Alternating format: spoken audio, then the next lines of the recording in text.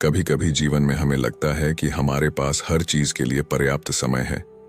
हम आज के काम को कल पर टालते रहते हैं और फिर एक दिन हमें एहसास होता है कि समय हमारे हाथ से रेत की तरह फिसल गया। समय की इस अनमोलता को समझने में देर हो जाती है, लेकिन तब तक हमारा बहुत कुछ खो चुका होता है। क्या आपने कभी सोचा है कि आपके जीवन में किस चीज की सबसे ज्यादा कमी है? पैसा, प्रेम या समय? एक बार अगर समय चला गया तो वह वापस नहीं आता। इस कहानी में हम बुद्ध की एक ऐसी रहस्यमयी कथा से परिचय कराएंगे जो न केवल आपको समय का मूल्य समझाएगी, बल्कि यह भी दिखाएगी कि कैसे सही समय पर सही निर्णय लेना जीवन को पूरी तरह से बदल सकता है। इस कहानी के अंत तक आपको ऐसा महसूस होगा कि आपने अपने जीवन का सबसे महत्वपूर्ण सबक सीख लिया है। कहानी शुरू करने से पहले वीडियो को लाइक और हमारे चैनल को सब्सक्राइब कर लीजिए। तो आइए कहानी की शुरुआत करते हैं। यह कहानी उस समय की है जब भगवान बुद्ध अपने शिष्यों के साथ विभिन्न नगरों और गांवों में घूम घूम कर धर्म का उपदेश दिया करते थे। एक दिन वे अपने शिष्यों के साथ एक सुंदर वन में विश्राम कर रहे थे। वह वन हरे भरे पेड़ों और शांति से भरा हुआ था, जहां पक्षियों का मधुर संगीत वातावरण को और भी अद्भुत बना रहा था। बुद्ध ने अपने शिष्यों से कहा, आज मैं तुम सबको समय का महत्व समझाने के लिए एक कहानी सुनाऊंगा। यह कहानी एक राजा की है जिसका जीवन समय के महत्व को समझने के बाद पूरी तरह से बदल गया। बहुत समय पहले एक विशाल राज्य में एक शक्तिशाली राजा शासन करता था। राजा अपने राज्य और प्रजा का ख्याल रखता था, लेकिन वह समय का आदर नहीं करता था। उसे लगता था कि उसके पास सब कुछ है, धन, शक्ति और अनगिनत सेवक। राजा का यह मानना था कि समय उसके अधीन है और वह जब चाहे तब कुछ भी कर सकता है। एक दिन राजा के दरबार में एक बुद्धिमान साधु आया। साधु की ख्याति दूर दूर तक फैली हुई थी और लोग कहते थे कि साधु के पास असीम ज्ञान था। राजा ने साधु का स्वागत किया और पूछा, हे महान साधु, मेरे पास सब कुछ है, लेकिन मैं जानना चाहता हूं कि मुझे जीवन में और क्या प्राप्त करना चाहिए। साधु ने राजा को ध्यान से देखा और मुस्कुराते हुए कहा, राजन, तुम्हारे पास सब कुछ हो सकता है, लेकिन क्या तुमने कभी समय का सदुपयोग किया है? राजा यह सुनकर हंस पड़ा। समय मेरे अधीन है। मैं जो चाहूं जब चाहूं कर सकता हूं। मेरे पास अनगिनत समय है। साधु ने गंभीर होकर कहा, राजन, समय का मूल्य तुम उस दिन समझोगे जब तुम्हारे पास इसे बदलने का कोई अवसर नहीं बचेगा। राजा ने साधु की बात को हल्के में लिया और उन्हें उपहार देकर विदा किया।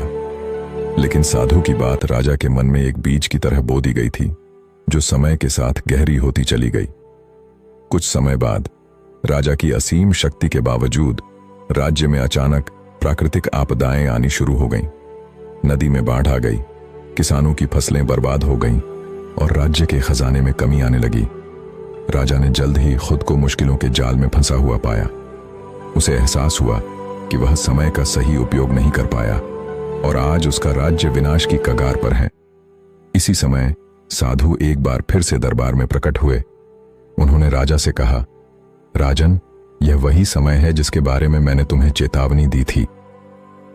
राजा ने विनम्र होकर साधु से कहा, हे महान साधु, मुझे बताइए, मैं इस संकट से कैसे बाहर निकल सकता हूं?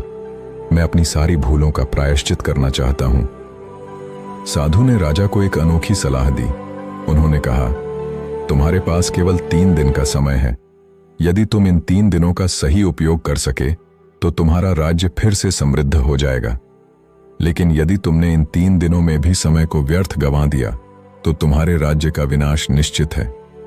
राजा ने साधु की बातों को गंभीरता से लिया और सोचा कि 3 दिन में वह क्या क्या कर सकता है।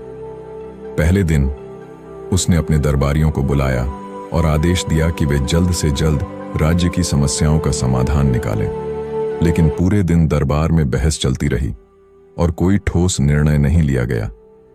राजा ने सोचा, कोई बात नहीं, मेरे पास अभी 2 दिन और हैं, कल मैं सब ठीक कर दूंगा। दूसरे दिन राजा ने राज्य के सबसे विद्वान मंत्रियों और सेनापतियों को बुलाया और उनसे सलाह मशविरा किया। लेकिन समय बीतता गया और किसी भी समस्या का समाधान नहीं निकल सका। अब राजा को चिंता होने लगी। उसने साधु की चेतावनी को याद किया और सोचा, केवल एक दिन बचा है। अगर मैं कल कुछ नहीं कर पाया तो सब कुछ समाप्त हो जाएगा।